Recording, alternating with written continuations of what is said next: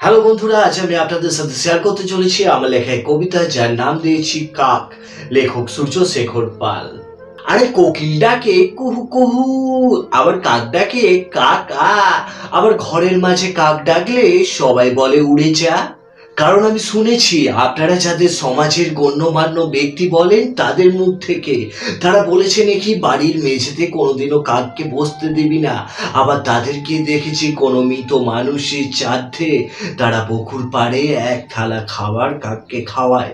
কারণ তারাই বলে কাকে যদি এই খাবারটা না খায় তাহলে সেই মৃত মানুষটার আত্মা কোনোদিনও শান্তি পাবে না। তাই সমাজ, তুমি আজও মানুষ হতে পারলে না, নিজেদের স্বার্থে গরিবদেরকে ভয় দেখাতে ছাড়লে না। মেয়েদের মাসিক হলে আমি দেখেছি অনেকে বলে তোরা মন্দিরে উঠতে পাবি না। আবার সেই মেয়ে যখন মা হতে পারে না তখন তারাই বলে তোরা এই মন্দিরে যা, তোরা ওই মন্দিরে যা, দেখবি ভগবান তোর কোলে ঠিক সন্তান দেবে। তাই তো বলি, কৃষ্ণ আজ বাজালে বাঁশি কোনো রাধার আসবে না। কৃষ্ণ আজ বাজালে বাঁশি কোনো রাধার আসবে না। স্বার্থ ছাড়া আজকের দিনে কেউ কাউকে ভালোবাসবে না।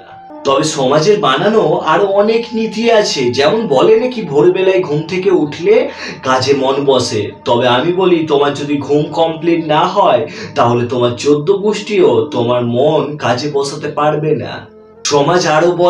সমাজ বলে কোনো কাজই ছোট নয়, তবে আমি বলি কোনো কাজই যদি ছোট না হতো তাহলে সবাই রতন টাটা হয়ে যেত। তবে সমাজের সব থেকে বড় মিথ্যে কথা হলো যে গরু দুধ দেয়।